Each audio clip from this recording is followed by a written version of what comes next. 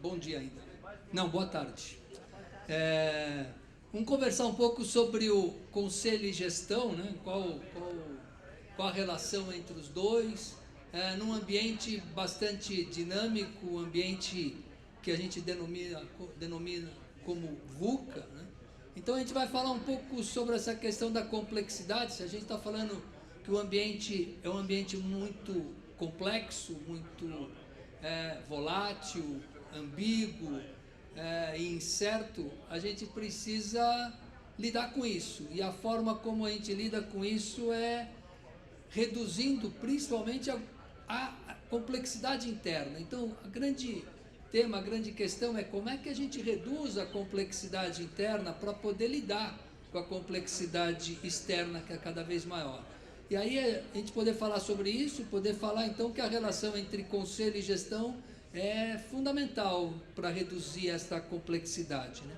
E aí a gente poder fechar isso. Então a gente dividiu em 3 blocos.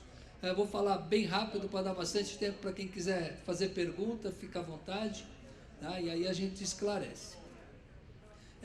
O importante é assim, toda a organização, e a gente viu startup, tem falado, vai falar bastante ainda aqui, tem falado bastante no IBGC, o startup ele é uma empresa, uma organização ágil, né? E ela faz com que as grandes organizações já estruturadas sintam a sua agilidade, o seu impacto. Quer dizer, o que aconteceu nos últimos anos? Se industrializou ou criou todo um ecossistema para dar condição dessas startups que sempre existiram, ter agora uma condição muito mais poderosa de competitividade, crescimento muito rápido, pressionando as empresas tradicionais. Então, focando especificamente nas empresas tradicionais, elas sentem isso.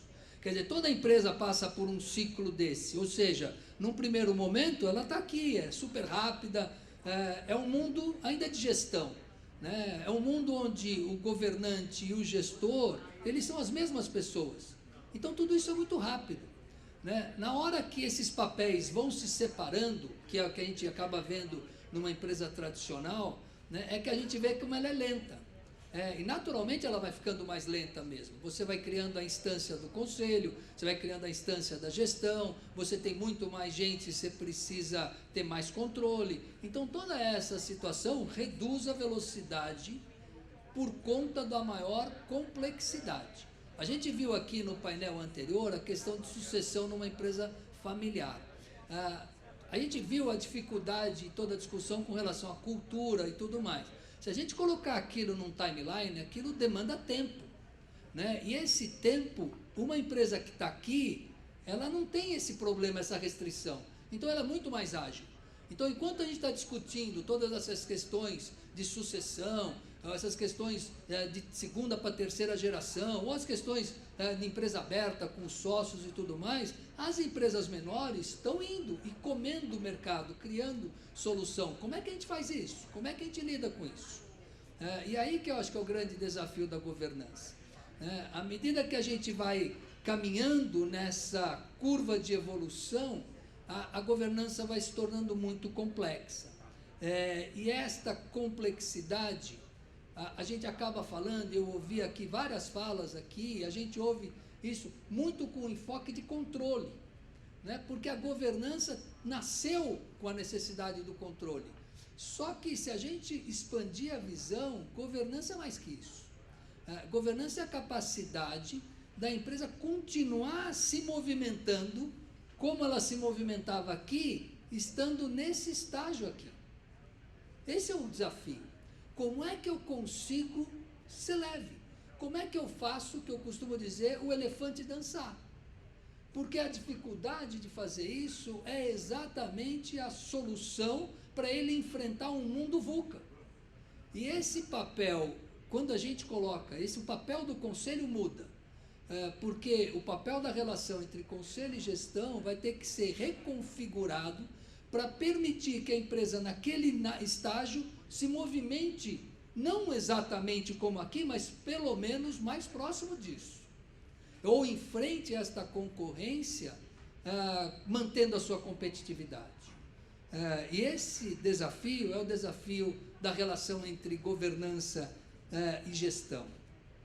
E isso se dá, e esse slide nada mais é do que mostrar isso, em função de dois grandes eixos. O primeiro eixo é esse eixo de alinhamento e decisão, que é a dimensão humana que a gente está falando aqui, que são as pessoas que vão se organizando, quer nas estruturas societárias, quer no conselho ou quer na gestão. Em qualquer destas instâncias, as pessoas têm papéis, responsabilidades, as pessoas influenciam mais ou menos esta capacidade de decidir. Muito do que a gente trata aqui no BGC é estruturar, criar fóruns, criar conselhos, criar comitês, para fazer essas pessoas sentarem e conversarem, e se alinharem, e de algum jeito conseguir definir e realizar o caminho que elas escolheram. Apesar de todas as pressões que o mercado vai colocando, elas conseguem se alinhar de algum jeito. À medida que você vai tendo mais complexidade, esse alinhamento vai ficando cada vez mais difícil, mas para isso vai se criando as estruturas, os fóruns, as pessoas, vai criando diversidade, vai criando uma série de questões para conseguir fazer essas pessoas conversarem. Essa é a relação, está nesse eixo, que explica, vamos dizer, 50% do problema, porque os outros 50% está assim, com que informações essas pessoas trabalham. Porque colocar na sala e aí reunir, e que informações elas vão trabalhar? E aí quando a gente olha o conselho, que informações o conselho trabalha? Quando a gente faz essa pergunta, a gente vai olhar o seguinte, a grande quantidade de informações que o conselho trabalha são informações iguaizinhas às informações da gestão. Então há uma sobreposição entre duas instâncias olhando as mesmas coisas, como se fosse uma segunda opinião. Isso é um reducionismo do papel do conselho. Ele se reduz ao papel de supervisão, mas ele tem muita dificuldade no papel de direcionamento, que é esse eixo, o quanto que a gente monitora, com que informações, o que a gente monitora, que está muito relacionado com que direção a gente tem.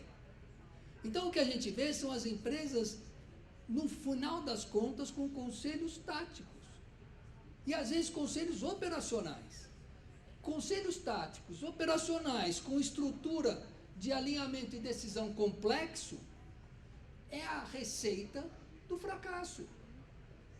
É por isso que as organizações sucumbem. O índice de mortalidade das organizações é imensamente alto. Imensamente alto. É uma substituição constante por quem? Pelas startups. Numa velocidade hoje muito maior do que sempre foi, porque esse é um retrato da realidade muito comum na história das organizações. Tem um slide famoso de pegar, há 10 anos atrás, as principais corporações e comparar com as de hoje, a gente nota claramente as mudanças dos personagens que estão ali, dos players que estão ali. E se a gente voltar mais 20 para trás, mais 30 para trás, a gente vai ver toda a transformação que é natural, que acontece, mas não deveria acontecer. E acontece por problema de governança. Acontece porque a relação entre conselho e gestão é uma relação que acaba fazendo uma sobreposição.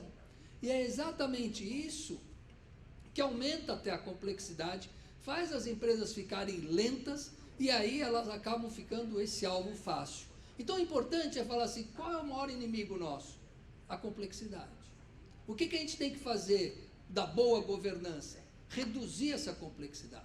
Boa governança não é ter um super sistema de controle extremamente burocrático, que é quase que o sinônimo, quando a gente vai olhar para quem não conhece governança, o cara fala, é um sistema que não é para mim, é muito caro, complexo, não sei o quê, porque associa diretamente governança com controle. Mas, na verdade, o que é governança? É para baixar essa complexidade, para aumentar a agilidade. E para isso é lógico, a gente vai falar, precisa ter um bom sistema de controle, mas tem que ter mais que isso. Então, quando a gente olha a questão da complexidade, a gente fala assim, por exemplo, uma propriedade difusa, lá na instância de propriedade, aumenta a complexidade. Quanto mais difusa for, quanto mais complexa for, mais aumenta. Aí a gente tem aquelas estruturas de núcleos familiares, aumenta a complexidade. É mais complicado, e quando a gente foi para a Alemanha, a gente viu as empresas familiares longevas, muitas delas, nas histórias que eles nos contaram, eles implodem ou explodem os núcleos para fazer eles ficarem o mais granular possível. Por quê? Porque facilita muito a instância de propriedade, diminui muito a complexidade. Se você, e a gente falando aqui de sucessão, se você tem um líder na família, ótimo, você tem então uma legitimidade da liderança. Agora, se você não tem, você vai tendo mais complexidade. Então, se você tem ainda a mistura das instâncias, o mesmo membro da família está na propriedade, está no conselho e está na gestão, mais complexidade. Então, vai alinhando, é como se fosse um alinhamento de planetas que vai fazendo com que esse alinhamento de variáveis vai fazendo a empresa travar e não sai do lugar. Não consegue se mexer. E dependendo da história, dependendo se a gestão é muito frágil, ou vai começar a aparecer os resultados ruins, e se o mercado ainda for muito competitivo, piorou. Se ainda tem alguma reserva de mercado, alguma barreira natural, ainda consegue lidar com isso. Mas quando isso alinha, a empresa está fadada a desaparecer ou ficar irrelevante. E o que reduz isso? O outro lado, é a gente ter uma propriedade definida, ter alta legitimidade da liderança. Daí fala assim, mas se na família não tem ninguém com alta legitimidade da liderança, como é que faz? Ora, as famílias longevas, elas vão oscilando. Se você não tem um líder da família, o que é bastante provável de uma geração para outra, você traz um líder de fora numa geração e na outra geração vem um líder de dentro. O importante é ter um líder. O importante é ter alguém que conduza a empresa. Por quê? Porque isso dá agilidade. Só por isso. Precisa ter alguém líder no grupo para conduzir. Sem essa liderança, a empresa fica lenta. Volta de novo aquelas questões que nós falamos. As instâncias precisam estar definidas, a gestão precisa estar organizada e o modelo de negócio, aí sim. O que diferencia uma organização longeva de outra? É que ela consegue separar, isso que é importante, ela consegue separar a organização do negócio. Eu falo organização do negócio. É quando você tem vários modelos de negócio numa mesma organização. É quando você consegue olhar formas diferentes de atender às necessidades, mas mantendo a organização. Você não precisa dissociar isso, mas para isso você precisa robustecer a governança. Aí você ganha agilidade.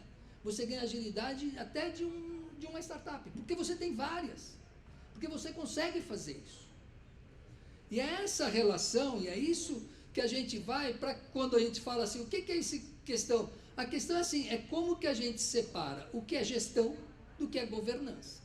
Gestão e governança, elas estão em todos os níveis da companhia, um aspecto da governança mais a longo prazo, um aspecto da gestão mais no curto prazo. Então a gente tem, naturalmente, o conselho é a área, e é isso que é importante, não é o conselho é o espaço onde a gente vai tratar muito mais da governança do que da gestão. Onde os conselheiros são um dos personagens deste espaço. E nós temos na gestão, onde você tem um espaço onde muito mais se discute a gestão, trata da gestão, mas tem um aspecto também do longo prazo. E aí nós temos uma questão onde a gente compartilha tudo isso. O que se quer dizer isso? É um espaço onde a gente vai ter conselheiros, gestores e outros personagens que a gente acha importante ter para discutir o longo prazo. Quando a gente olha nas reuniões de conselho e a gente vê as mesmas informações operacionais da gestão, é como se a gente trouxesse todo mundo para o dia a dia. E aí aquele espaço é um espaço onde a gente acaba o tempo todo sendo sobrecarregado com as informações que são da gestão e não do conselho. Então nós temos que mudar esse cenário. Para mudar esse cenário é que a gente vai desenhando diversas relações, e é isso que é importante a gente se posicionar, onde está o nosso conselho e onde está a nossa gestão. O nosso conselho ele pode ser muito intrusivo ou o nosso conselho pode ser muito estratégico. O importante é que, tanto no estágio quanto no outro, algumas lições a gente precisa fazer. E eu, para reduzir aqui, embora tenha os detalhes, eu vou falar só os pontos importantes. É claro que a gente precisa trabalhar 3 coisas para sair desta situação aqui e ir para esta situação aqui. É a gente falar de sistema de controle, falar de pessoas e falar de direcionamento estratégico. Esses 3 temas, se a gente tratá-los bem, a gente consegue ir mudando este cenário, e quanto mais a gente vai subindo, a gente vai dando mais alçadas para a gestão, ou seja, mais liberdade. É quando a gente vai separando os negócios, o modelo da organização, o curto prazo do longo prazo. E a gente vai vendo as organizações que conseguem fazer isso, são as organizações longevas, porque aí elas conseguem ter a independência necessária e a mobilidade necessária para enfrentar as mudanças que o mundo está passando, e a gente está vendo em todos os nossos painéis que a gente tem aqui. Quando a gente está aqui, a gente está num modo muito mais apertado, muito mais lento, né? Agora, quando a gente fala de sistema de controle, está aqui um colega nosso, o Sidney Ito, eu vi ele até por aqui, mas ele costuma falar um negócio que eu acho fantástico, eu uso, mas cito ele o tempo todo, que ele fala assim, a gente precisa de um freio forte no nosso carro para andar rápido. Essa mensagem captura bem o que a gente precisa ter de sistema de controle. A gente precisa ter um sistema de controle muito parrudo, muito consistente, para a gente poder liberar. Mas o mindset do sistema não é para engessar, o mindset do sistema é para liberar. Então, quando a gente fala isso, você controlar para liberar. E aí você vai fazer todo o monitoramento para criar essa situação. Do mesmo modo, quer dizer, aonde a forma como a gente vai estruturar não é para levar para conselho alçadas longas, não é para trazer para o conselho a aprovação de várias coisas que o conselho não tem nem condição de avaliar. Isso só segura o conselho. Você trazer um projeto de 10 milhões de reais para o conselho aprovar numa empresa de bilhões, você fala assim, pô, eu estou amarrando o conselho. Libera para a gestão, mas se eu liberar para a gestão, eles vão fazer, mas se fizerem errado, a gente corrige. Quer dizer, isso você está liberando, mas para fazer isso eu preciso ter o quê? Pessoas. Eu preciso ter pessoas boas que eu possa confiar. Agora, eu conheço bem as pessoas que eu posso confiar. Quer dizer, essa questão do fator humano, a gente investe tempo e dedicação para fator humano para poder compor essa nossa governança. Por que é importante? Porque eu preciso dar autonomia, perspectiva. A gente fala muito de talento, mas eu estava até comentando com um colega aqui, o talento de pegar profissional pelo LinkedIn, isso não é talento. A gente, para acessar o pote dos reais talentos que a sociedade produz, eu preciso me gabaritar para aquilo. Eu preciso dar autonomia para eles, eu preciso ter regras claras, eu preciso visão estratégica muito apurada, porque senão esse pessoal não vem. Eu não consigo acessar esse pessoal. Então daí eu vou pegar o pessoal do LinkedIn. Nenhum problema com o pessoal do LinkedIn, mas talvez não seja o talento que a gente está precisando na nossa organização. Qual é esse talento? Né? E aí, mas para fazer isso eu também tenho que ter claro o direcionamento estratégico. Eu tenho que dizer para onde vai. Numa empresa, como estava lá, numa startup, ele faz tudo. Então, ele não tem nem muita necessidade de dizer claramente para onde que ele vai. Porque se ele está indo para lá e ele resolve mudar, ele próprio faz isso. Agora, quando eu tenho que contratar alguém, quando eu tenho que buscar alguém e dar essa perspectiva, eu tenho que ser muito preciso no para onde nós vamos, no quais são as regras.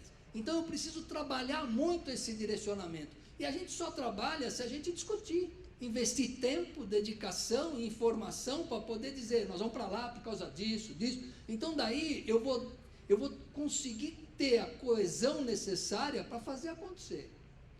E isso é que daí eu vou conseguir fazendo com que a gente vai reduzindo esta complexidade interna, porque vai ficando claro as nossas opções estratégicas. A gente não sabe para onde tem que ir, porque o mercado é incerto, mas a gente sabe quais são as opções ou as apostas que a gente está fazendo. Agora, quais são as apostas? Daí você fala, mas tem que fazer alguma aposta? Tem que fazer alguma aposta. Se você não sabe para onde ir, não sabe como é que o mercado vai ir, pelo menos você vai dizendo, olha, eu posso ir por aqui, por ali, por lá. Então daí eu vou mais ou menos apostando e fazendo apostas. Vamos tentar por aqui, por ali, mas isso tudo faz parte da discussão estratégica. Quando a gente tem essa discussão estratégica, a gente sabe quais são as apostas e a gente consegue explicar essas apostas. E aí é que vai fazendo com que a gente consiga ter gente boa, ter um bom sistema de controle, ter um bom direcionamento para poder fazer uma relação conselho e gestão mais ágil, menos, que reduza a complexidade interna para aumentar a agilidade da organização. Por quê? Porque é assim que a gente vai conseguir fazer com que a gente lide com um mercado cada vez mais complexo, como eu falei. Quer dizer, quando a gente tem condições de ter clareza na forma de gestão e ter um ambiente onde a gente possa estar o tempo todo se adaptando, porque mudança é que é a base. A gente fala muito em inovação, a questão não é inovar, a questão é mudar. A grande dificuldade nossa não é inovar, é mudar. Inovação é um pedaço da mudança, entendeu? Então, a gente tem várias formas de mudar, todas elas muito difíceis, que uma palestrante aqui até mostrou como é que a gente faz, e modo de linguagem corporal, ela foi mostrando como que é exatamente como uma organização também muda. Só que a gente precisa pegar essa habilidade e fazer, e o conselho é um grande espaço para isso acontecer. Era isso, gente, rapidamente, estou à disposição para perguntas, fique à vontade. Não sei se ainda tem alguns minutinhos. Então eu tenho 10 minutos para pergunta. Oi, boa tarde. Eu tenho um problema. Quando... Todos nós temos. Que é exatamente o que está embaixo. Nosso conselho novo, e são diretores, todos são os donos. Então, a estruturação do conselho é muito difícil, porque eles não querem ser controlados porque estão na operação. Mas eles querem ter uma empresa com muito desenvolvimento, querem ser agiles, assim. Mas, como está na operação no dia a dia, cada vez que nós propomos, nós somos investidores nesse grupo, nós já temos 10 anos sendo conselheiros na empresa mexicana, assim, mas é muito difícil para nós essa mudança são a mesma operação e estão no mesmo conselho. Sim, são os gestores participando do conselho, e quando o gestor participa do conselho, ele leva para o conselho as informações que ele está acostumado na gestão. Mas também não é só um problema do gestor. Quando o conselheiro também vai com a cabeça de gestor, porque muitos dos conselheiros que ainda vão muito com a cabeça de gestor, eles também fazem isso. Então fica todo mundo com o mesmo tipo de informação. O que tem que fazer? Mudar a informação. Tirar e reduzir o número de dados e trazer novas informações, para todo mundo começar a ter uma discussão diferente. A gente tem a discussão em função da informação que a gente tem na mesa. Se a gente traz informações novas, a gente vai fomentando novas discussões. Então, nessa fase de transição, a gente vai quase que, entre aspas, vai abrindo a área de atuação, de visão do gestor no conselho. Ele vai tendo um acesso a informações que ele só tem no conselho, porque ele foi provocado a levar, porque é ele que vai levar. Se ele não levar, o próprio conselho traz alguém, um palestrante, alguma coisa assim, para trazer. E aí começa a fomentar a discussão, fomentando a discussão, você vai abrindo e vai esgarçando essa relação, que é a fase mais crítica. É quando você vai esgarçando e separando as duas instâncias, porque elas têm que separar. Entendeu? Só isso? Posso perguntar? Pode, claro. Você comentou muito sobre a complexidade, como ela atrapalha, né, o dia a dia e tal das organizações, mas e você mesmo pontuou que tem complexidade que é boa quando a governança vai ficando cada vez mais sofisticada, a ponto de se desacoplar de uma série de instâncias do dia a dia. Que tipo de atitude, posturas concretas você vê nas organizações que conseguem aproveitar a complexidade boa para eliminar a complexidade inútil, que só atrapalha? O que é bom, o que é ruim, a complexidade sempre é ruim. Assim, na minha opinião, eu acho que a gente tem que estar o tempo todo simplificando. O tempo todo simplificando, usando a tecnologia para simplificar, fazendo as coisas. A gente estava discutindo aqui agora de manhã o Conselho do Futuro, que você estava apresentando. O Conselho do Futuro talvez seja aquele que vai transformar o controle em algo tão simples que quase que ninguém vai perceber que está sendo controlado. E tem tecnologia para isso. Você tem tecnologia hoje para fazer auditoria contínua e totalmente automática. Quer dizer, então, de repente, se pode fazer todo esse sistema totalmente automático, pegando 100% dos dados sem nem fazer amostragem. Então, mas você está fazendo isso para quê? Para liberar. Como é que eu libero? Eu libero o quê? Aumentando as alçadas. Para cá, a gente pouco aumenta as alçadas dos gestores. Porque a gente acha que dar liberdade para o gestor vai contra o controle. Mas você dá liberdade para o gestor, vai a favor do controle. Quanto mais liberdade você dá, mais controle você tem. Quanto menos liberdade você dá, mais você se abraça com ele no resultado, na responsabilidade. Muita gente aqui fala, pô, CPF, pô, não vou botar meu CPF nesse negócio. Mas então, se você não vai colocar o seu CPF, delegue. Entendeu? Mas, pô, como que eu delego? Delega, porque se você traz para o conselho e você participa da decisão, seu CPF entrou na veia. Entendeu? Então, é esse mindset que precisa mudar. É muito mais uma questão cultural de você reduzir a complexidade do que questão para a tecnologia. A gente tem para tudo hoje. Para tudo. A gente é que não está usando a tecnologia da forma correta. Por quê? Porque a gente usa todo o horário que a gente tem na reunião de conselho para ficar com a informação que todo mundo está confortável. Esse que é o ponto.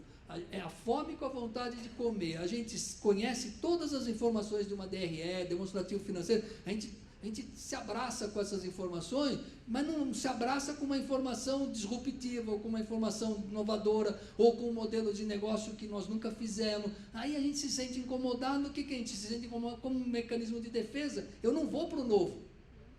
Entendeu? Eu fico onde eu estou. Exatamente, estou fazendo o que a moça desenhou lá, porque eu achei perfeita a analogia que ela fez, porque é isso que acontece nas empresas. A gente evita o novo, em todos os sentidos. Qual você acha dessa conjuntura toda, com essas mudanças, com essa volatilidade, e você dizendo, né, que a tecnologia assume todo esse controle, né, que são controles de números, né, de compliance. Qual a principal característica para os conselheiros? Qual é a principal característica? Olha, na minha opinião, a principal característica do conselheiro é, primeiro, está aberto à discussão, está aberto a você trazer informações novas, não se deixar acomodar com as situações novas e se enxergar como patrono ou guardião do longo prazo. Entendeu? O conselho, ele tem que se abdicar, o conselheiro, de qualquer paradigma.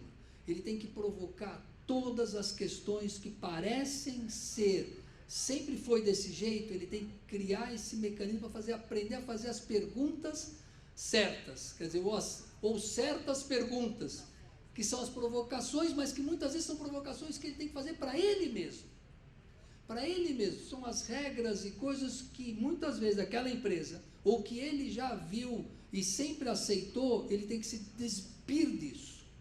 Porque o conselho precisa criar aquela tensão que o gestor e o próprio conselho tem dificuldade de se livrar dela, que é a forma como sempre foram feitas as coisas. Essas são as questões, os hábitos culturais. É isso que eu acho que o conselheiro tem que... Mas é uma disrupção, na minha opinião, cuidado com a disrupção, com o termo, que fica aparecendo essas inovações disruptivas. Na verdade, as mudanças, você sair por exemplo, da zona de conforto, entendeu? Essa empresa sempre foi gerida pela família, mas daí a gente chega e fala assim, mas vem cá, tem algum líder na próxima geração? Daí você fala, então vamos medir se a gente tem ou não, mas provavelmente você vai ver que é raro ter. Porque é raro ter líder, gente. É raro ter talento. Pô, se você mal acha no mercado, se você encontra isso dentro da família, pô, é um achado. Agora você fala, pô, não tem na família. Não tem na família, vamos colocar a coisa assim. Como é que a gente, então, essa geração pula? E vamos pegar a próxima vai ter, talvez. Entendeu? Então, essas discussões são uma discussão que o conselheiro tem que trazer, ou alguém de fora tem que ajudar a fazer. Ajudar a fazer essas perguntas. São perguntas difíceis, não tem nada de disruptivo aqui, mas são as perguntas que vão fazer a diferença naquele grupo. Oi, tenho uma pergunta. Wilson, os conselhos hoje acompanham muito, gerenciam muito os riscos de origem financeira, né? Então, o risco do negócio, da operação, liquidez, fluxo de caixa, que vão ter um impacto direto na DRE, né? A minha pergunta é sobre os riscos de origem não financeira, como compliance, risco operacional, segurança da informação. Qual deve ser o papel do conselheiro no gerenciamento desses riscos e quais formas práticas, quais ações práticas que eles devem tomar? Então, essa questão dos riscos é uma, que eu digo assim, é uma informação meio intermediária no tempo. Ela não é nem do passado, como são as DRS, e nem do futuro, como são os planos, cenários e tal. É uma informação que você fala assim, quais são os riscos que a gente está incorrendo? Tem que estar presente? Tem que estar presente. A pergunta que eu faço é assim, o conselheiro sabe de cor quais são os riscos? Aí você vai ver que não sabe. Você vai ver que todos esses planos, você tem lá 20, 30 riscos, que o cara não sabe quais são os riscos. Aí ele delega para alguém, uma área, sabe, o conselho tem que saber quais são os riscos. Então tem que ser pouco. O conselho tem que ter muito pouca informação. Se o conselho tiver muita informação, você tem um problema no conselho. Daí já não é mais conselho, é gestão. Gestão trabalha com muita informação. Conselho trabalha com pouca informação. Daí você fala assim, pô, então espera lá, então como é que eu vou eleger os... Pô, tem que ser pouco. Então quais são os riscos que são do conselho? Esses riscos o conselho tem que discutir mesmo, aprofundar, debater. E os outros riscos? Os outros riscos eu ponho uma área, acompanho, e aí sim eu faço auditoria, aí sim eu faço um instrumento para saber se está sendo bem feito. Mas eu não trago esses riscos para a mesa do conselho.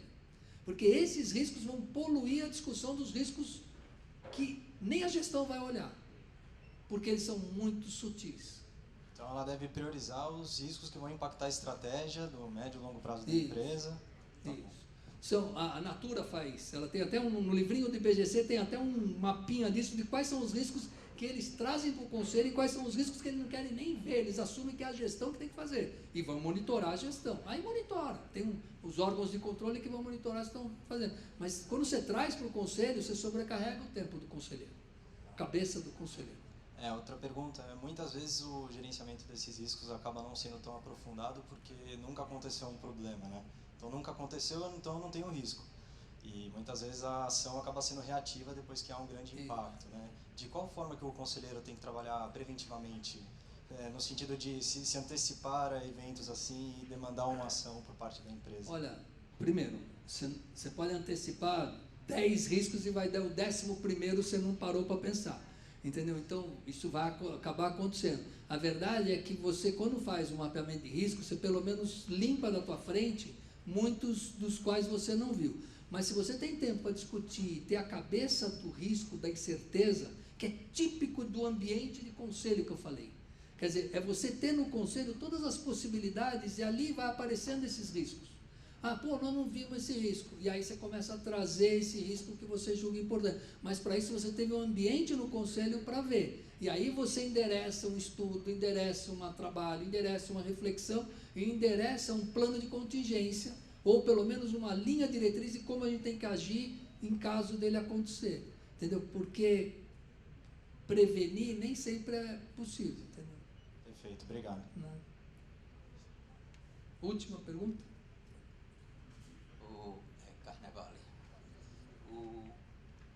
Você fala aí na complexidade, uma palavra que você usou várias vezes aí falando, e de fato a história das empresas, assim, eu estou falando mais das empresas familiares, que são a grande maioria das empresas do mundo, né, do Brasil e do mundo, elas vão ganhando complexidade, porque a família vai ganhando complexidade e os negócios ganham complexidade. Então a gente tem complexidade para todo lado, né?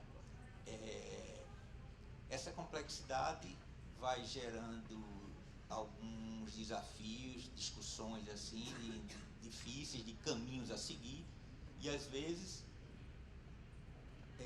a gente encontra situações de ruptura. Ruptura. Como é que você ver aí, a gente fala em disrupção, mas assim, a ruptura, quer dizer, então, não dá mais para, esse negócio está tão complexo, não dá mais para continuar desse jeito, ou essa família está tão complexa, ou esse conselho está tão complexo, que isso não dá mais para continuar junto. Como é que... Não, mas aí você chegou nesse estágio, né? Mas quando você chega nesse estágio, é isso que é importante, a empresa vai se mexer. Eu falei várias vezes que a complexidade vai paralisando a empresa. Daí você fala, como é que a empresa se mexe então? Porque parada ela não vai ficar. Como é que pela crise. A crise é um grande motor de movimento da empresa. Mas será que você só pode se mexer pela dor? Será que o único jeito de você sair do lugar é pelo sofrimento? Essa é uma pergunta que a gente tem que pôr no conselho. Entendeu?